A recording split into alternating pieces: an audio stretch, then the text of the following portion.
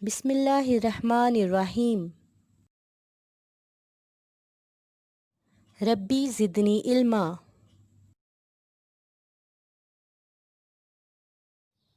السلام علیکم dear students, کیا حال ہیں آپ سب کے؟ مجھے اللہ تعالیٰ سے امید ہے کہ آپ خیریت سے ہوں گے۔ اسٹوڈنٹس، ہماری آج کی کلاس کا عنوان ہے تفہیم عبارت۔ تو چلیے اپنی کلاس کا آغاز کرتے ہیں۔ تفہیم عبارت۔ اسٹوڈنٹس، تفہیم کے لغوی معنی ہے سمجھانا۔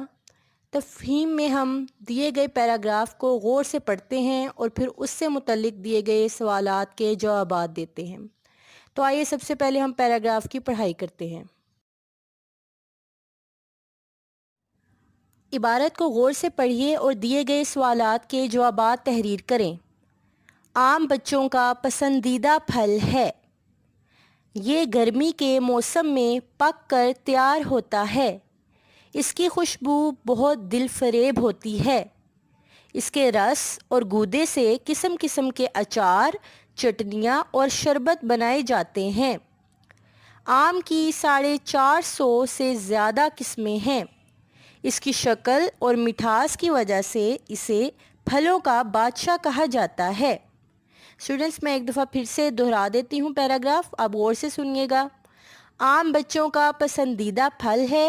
یہ گرمی کے موسم میں پک کر تیار ہوتا ہے۔ اس کی خوشبو بہت دل فریب ہوتی ہے۔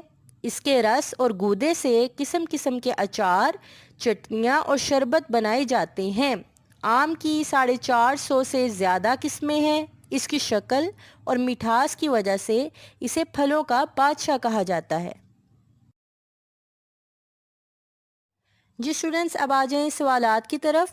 سب سے پہلا سوال ہے، آم کس موسم کا پھل ہے؟ دوسرا سوال، آم سے کون کون سی چیزیں بنائی جاتی ہیں؟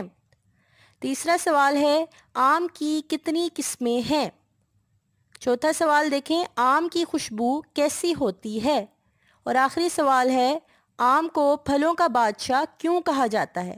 اسٹوڈنٹس، ہم اس سے پہلے بھی 2 دفعہ تفہیم عبارت کا پیراگراف کر چکے ہیں اور اب مجھے امید ہے کہ آپ سوالات کے جوابات پیراگراف سے دیکھتے ہوئے آسانی سے تحریر کر سکتے ہیں۔ گھر کا کام۔ تفہیم عبارت کو غور سے پڑھیں اور سوال نمبر 1 تا 5 کے جوابات کاپی پر تحریر کریں۔ اسٹوڈنٹس، آپ نے تفہیم عبارت کے پیراگراف کو اپنی نوٹ بکس پر تحریر نہیں کرنا، آپ نے دیے گئے سوالات اور ان کے جوابات کو اپنی نوٹ بکس پر تحریر کرنا ہے۔ مجھے امید ہے کہ آپ کو آپ کا ہوم ورک سمجھ آ گیا ہوگا۔ یہاں پر ہماری کلاس کا اختتام ہوتا ہے۔ انشاءاللہ اگلی کلاس میں نئے سبق کے ساتھ دوبارہ ملیں گے۔ تب تک کے لیے اللہ حافظ۔ السلام علیکم۔